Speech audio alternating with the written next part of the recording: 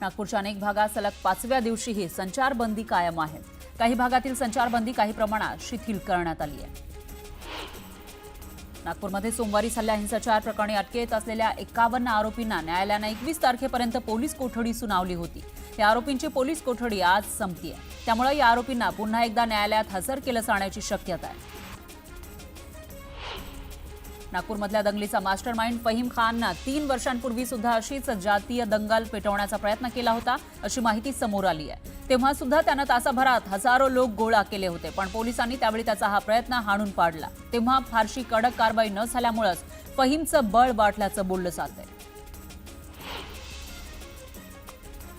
नागपूरमध्ये उसळलेल्या हिंसाचारानंतर आता तणावपूर्ण शांतता असली तरी शुक्रवारच्या नमाजला मुस्लिम धर्मीयांमध्ये महत्त्व आहे। आज नमाजच्या निमित्तानं पुन्हा एकदा गर्दी होण्याची शक्यता आहे, त्यामुळे कुठलाही अनुचित प्रकार घडणार नाही यासाठी पोलीस अलर्ट मोडवर आहे। कोल्हापूर सत्र न्यायालयाच्या निकालाला आव्हान देत प्रशांत कोरटकरनं जामिनासाठी आता हायकोर्टात धाव घेतली आहे। अर्जावर तातडीची सुनावणी होणार आहे। छत्रपती शिवाजी महाराज आणि छत्रपती संभाजी महाराज यांच्याबद्दल आक्षेपार्ह विधान केल्याप्रकरणी कोल्हापूर पोलिसांनी फरार असलेल्या प्रशांत कोरटकरच्या बेसा इथल्या घरी छापा टाकला। यावेळी कोल्हापूर पोलिसांनी पत्नीची चौकशी करत त्यांचे जबाब नोंदवल्याची माहिती आहे। समृद्धी महामार्गावरील टोलचे दर वाढलेले आहे। समृद्धीवर आता 19% जास्त शुल्क भरावं लागणार आहे। येत्या 1 एप्रिलपासून नवे टोल दर लागू होणार आहे। सगळी सोंग आणता येतात, पण पैशाचा सोंग आणता येत नाही, त्यामुळे राज्य सरकारची आर्थिक परिस्थिती सुधारल्यानंतर मुख्यमंत्री माझी लाडकी बहीण योजनेतील लाभार्थ्यांना वाढीव मदत देण्यात येईल, असं स्पष्टीकरण उपमुख्यमंत्री अजित पवार यांनी विधानसभेत दिलंय। केंद्रीय कर्मचाऱ्यांसाठी एक मोठी बातमी आहे। पेन्शन योजनेची नवीन अधिसूचना जारी करण्यात आली आहे। 1 एप्रिलपासून फॉर्म भरावा लागणार आहे। या योजनेअंतर्गत निवृत्तीपूर्वीच्या 12 महिन्यांमध्ये मिळालेल्या मूळ पगाराच्या 50% रक्कम निश्चित पेन्शन म्हणून देण्याची तरतूद आहे। भविष्यातील प्रकल्पांसाठी केंद्र सरकारच्या प्रस्तावानुसार कोकण रेल्वे महामंडळाचे भारतीय रेल्वेमध्ये विलीनीकरण केलं जाणार असल्याचं मुख्यमंत्री फडणवीस यांनी विधान परिषदेत सांगितलंय। कोकण रेल्वे महामंडळासंदर्भात विधान परिषद सदस्य प्रवीण दरेकर यांनी लक्षवेधी सूचना मांडली होती। केंद्र आणि राज्य सरकारच्या सार्वजनिक क्षेत्रातील उपक्रमांकडे राज्य सरकारची जवळपास 25,000 कोटी रुपयांच्या कराची थकबाकी आहे। या थकबाकीच्या वसुलीसाठी सरकारनं विशेष सवलती देण्याचा निर्णय घेतलाय। त्याअंतर्गत अर्थसंकल्पात घोषणा केल्यानुसार उपमुख्यमंत्री अजित पवार यांनी गुरुवारी अभय योजना जाहीर केली। पंतप्रधान मोदींनी देशाचे एआय धोरण तयार करण्याची भूमिका घेतलेली आहे। राज्याची एआय पॉलिसी साधारण एप्रिल महिन्यात येईल। माहिती आणि तंत्रज्ञान मंत्री आशिष शेलार यांनी विधान परिषदेत त्याविषयीची माहिती दिली। राज्यात एकूण 2,34,442 क्विंटल कांदा आवक झाली होती, ज्यामध्ये 72,128 क्विंटल लाल तर 21,622 क्विंटल लोकल कांद्याचा समावेश होता। उन्हाळ कांद्यामध्ये सर्वाधिक आवक अहिल्यानगर जिल्हा बाजारामध्ये होती, ज्यामध्ये कमीत कमी 300 तर सरासरी 1250 रुपये प्रति क्विंटलचा दर मिळाला। राज्यातील बाजार समितीमध्ये हरभऱ्याची आवक 25,823 क्विंटल झालेली आहे। त्याला सर्वसाधारण दर हा 5,485 रुपये प्रति क्विंटल इतका मिळाला। राज्यातील बाजार समितीमध्ये गव्हाची आवक 26,902 क्विंटल झालेली आहे। त्याला सर्वसाधारण दर हा 2,828 रुपये प्रति क्विंटल इतका मिळाला।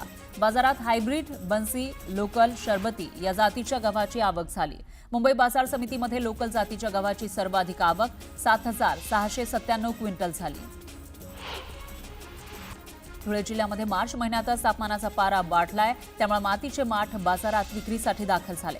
पण उन्हाची तीव्रता वाढत असली तरी माठांना अपेक्षित प्रतिसाद मिळत नसल्याची खंत व्यावसायिकांनी व्यक्त केली। बाजारात काळ्या माठापेक्षा लाल मातीच्या माठांना मोठी मागणी असल्याचं दिसतंय।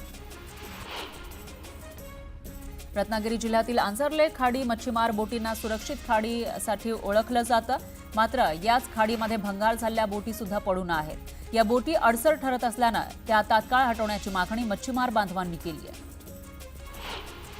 कोकणातील शिमगोत्सवाच्या अंतिम टप्प्यात देवदेवीच्या पालख्या आपापल्या गावात परतण्याच्या मार्गावर आहेत। शिमगोत्सवाची सांगता करण्यापूर्वी रंगाची उधळण करत देवीची पालखी भक्तांच्या भेटीला आणण्याची पारंपरिक प्रथा रत्नागिरी जिल्ह्यात पाहायला मिळते। कोकणातील शिमगोत्सवाच्या अंतिम टप्प्यामध्ये दिवस रात्र पालखीचे स्वर घुमू लागलेत. दिवस रात्र पालखीची वाट पाहिली जातीये. अबाल वृद्ध मंडळी देवाच्या पालखीत दंग झाले. महिला पुरुष मंडळी लेझिमच्या तालावर देवीच्या पालखीचं स्वागत करतायत. तर होळीपासून सुरू झालेल्या या शिमगोत्सवाची सांगता पाडव्याला होते.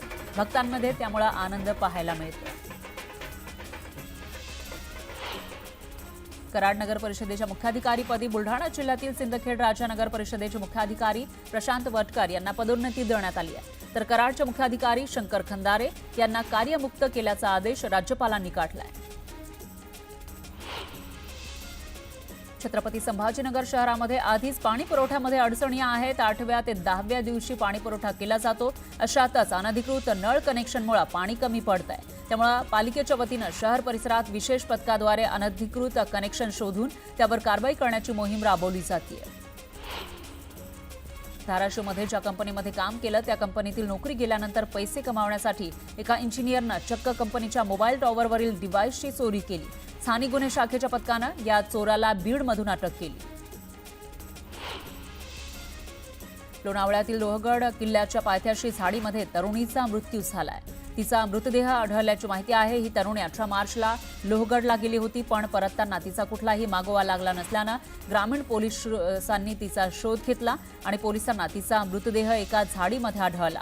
दरम्यान नातेवाईकांच्या ताब्यात तो मृतदेह देण्यात आलाय. या तरुणीची आत्महत्या होती की घातपात याचा पोलीस शोध घेत आहेत. किल्ले रायगडावर पर्यटनासाठी आलेल्या एका भीम अनुयायाचा पाय घसरून पडल्यानं मृत्यू झालाय. सर्व भीम अनुयायी किल्ले रायगडावर छत्रपती शिवाजी महाराजांचं दर्शन घेण्यासाठी गेले होते. त्यावेळी त्यापैकी भीमराव घायवन यांचा पाय पायऱ्यावर उतरताना घसरला होता आणि त्यांच्या डोक्याला गंभीर दुखापत झाली. दरम्यान उपचारादरम्यान त्यांचा मृत्यू झाल्याची माहिती आहे. आजपासून पुढील 2 ते 3 दिवस विदर्भासह मराठवाड्यात पावसाची शक्यता आहे. हवामान विभागाच्या अंदाजानुसार बुलढाणा, अकोला, वाशिम, अमरावती आणि नागपूर या जिल्ह्यांसह मराठवाड्यातील हिंगोली, परभणी आणि नांदेड जिल्ह्याला येलो अलर्ट आहे. राज्यात यंदाच्या वर्षी 18 मार्च 2025 रोजीपर्यंत कॉटन कॉर्पोरेशन ऑफ इंडियाच्या माध्यमातून 44 लाख क्विंटल कापसाची खरेदी पूर्ण झाली आहे. सीसीआय अंतर्गत हमी भावानं कापूस विक्री करण्यासाठी 15 मार्चपर्यंत शेतकऱ्यांना मुदत देण्यात आली होती. त्यानंतर 18 मार्च अखेरपर्यंत ही कापसाची खरेदी झाली. नवी मुंबईच्या खरणे गावात क्षुल्लक कारणावरून तलवारबाजी करण्यात आली. दुपारच्या सुमारास ही घटना घडली. या घटनेचा व्हिडिओ सोशल मीडियावर व्हायरल झाला. पुणे बोबदेव अत्याचार प्रकरणातील 2 आरोपींविरोधात 8 एप्रिल रोजी दोषारोप निश्चितीचा मसुदा न्यायालयात सादर केला जाणार आहे. दरम्यान या प्रकरणामध्ये विशेष सरकारी वकील म्हणून उज्ज्वला पवार यांची नियुक्ती करण्यात आली आहे. या प्रकरणाची सुनावणी लवकरात लवकर सुरू करावी असं शासनाकडून त्यांना सांगण्यात आलंय. मुंबईमध्ये गुरुवारी 24 तासांमध्ये कमाल तापमान पुन्हा 4 अंशांनी चढलेलं आहे. एकाएकी पारा चढल्यामुळे मुंबईकर चांगलेच हैराण झाले. शुक्रवारी मुंबईतील तापमान एखाद्या अंशानं कमी होऊन त्यानंतर पारा पुन्हा 35 ते 36 अंशांपर्यंत जाण्याची शक्यता आहे. अवैध बांधकाम होत असताना तुमचे अधिकारी काय करत होते असा सवाल करत उच्च न्यायालयानं कल्याण डोंबिवली महापालिकेची चांगलीच खरडपट्टी काढली. यावरील पुढील सुनावणी 2 आठवड्यांनी होणार आहे. उल्हासनगरमध्ये एका हार्डवेअरच्या दुकानाला भीषण आग लागली. या आगीत दुकानातील सर्व साहित्य जळून खाक झालं. दरम्यान या आगीचं कारण समोर आलेलं नाही. महाराष्ट्रातील JNPA बंदर ते चौक दरम्यान 6 पदरी प्रवेश नियंत्रित ग्रीनफील्ड द्रुतगती राष्ट्रीय महामार्ग बांधायला केंद्रीय मंत्रिमंडळ समितीनं मंजुरी दिली आहे. प्रकल्पासाठी 4,500.62 कोटी रुपये खर्च होणार आहे. मुंबई महानगर प्रदेशातील प्रवाशांची भाडे लूट करणाऱ्या तसंच भाडे नाकारणाऱ्या रिक्षा, टॅक्सी आणि ओला चालकांवर कारवाई केली जाणार आहे. त्यांच्या मुजोरीविरोधात तक्रारींसाठी व्हॉट्सअॅपवर नंबर देण्यात येणार आहे. त्यावर तक्रार आल्यावर कार्यवाही करण्यात येईल असं परिवहन मंत्री प्रताप सरनाईक यांनी सांगितलं. सायबर पोलिसांनी छावा सिनेमा 1818 लिंकवरून बेकायदेशीररित्या उपलब्ध करून देणाऱ्यांवर गुन्हा नोंदवलाय. यामध्ये कॉपीराईट कायद्याचं उल्लंघन करण्यात आल्याचं नमूद करण्यात आलंय. समग्र शिक्षा योजनेअंतर्गत 4,860 शिक्षकांच्या भरती संदर्भात शासन निर्णय जारी करण्यात आलाय. त्यामध्ये दिव्यांग विशेष शिक्षकांच्या 218 पदांचाही समावेश आहे. तर येत्या 1.5 ते 2 महिन्यामध्ये प्रत्यक्ष पदस्थापना करण्यात येईल अशी माहिती शालेय शिक्षण मंत्री दादा भुसेंनी दिली. दादर इथल्या महापौर बंगल्याच्या परिसरामध्ये उभारण्यात येत असलेल्या बाळासाहेब ठाकरे राष्ट्रीय स्मारकासाठी ठाकरेंच्या जीवनावरील चित्रपट, audio visual content, documentary film, artistic content तयार करण्यासाठी मीडिया आणि प्रोडक्शन हाऊसची मदत घेतली जाणार आहे. मुंबई महानगर प्रदेश विकास प्राधिकरणानं त्याच्या नियुक्तीसाठी स्वारस्य निविदा मागवल्यात. राज्यातील 1,08,182 शाळांपैकी 50% शाळांमध्ये सीसीटीव्ही लावण्याची प्रक्रिया पूर्ण झाली आहे. विद्यार्थ्यांच्या सुरक्षेसंबंधित सर्व उपाययोजनांची शालेय शिक्षण विभागामार्फत प्रभावी अंमलबजावणी केली जाते, अशी ग्वाही शालेय शिक्षण मंत्री दादा भुसे यांनी दिली. वीज निर्मितीचा टक्का वाढवण्यासाठी सांडपाणी प्रक्रिया केंद्रातील पाण्याच्या क्षमता वाढीसाठी राज्य सरकारनं मोहीम हाती घेतली आहे. त्यानुसार दीपनगर जळगाव आणि कोराडी नागपूर औष्णिक विद्युत केंद्रासाठी महाजनकोनं जळगाव आणि नागपूर महानगरपालिकेशी करार केलाय. पुणे जिल्ह्यामध्ये ड्रोन उड्डाणासाठी परवानगी आवश्यक असेल, अप्पर जिल्हा दंडाधिकारी यांनी तसे आदेश जारी केले. पुणे जिल्ह्यात ड्रोन बंदीचे आदेश पुढील 2 महिन्यांसाठी लागू राहणार आहे.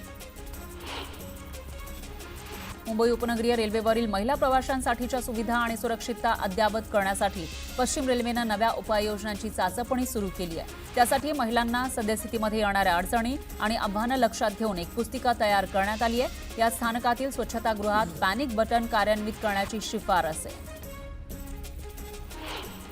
पुणे जिल्हा परिषदेचा 292 कोटी रुपयांचा अर्थसंकल्प सादर करण्यात आलाय.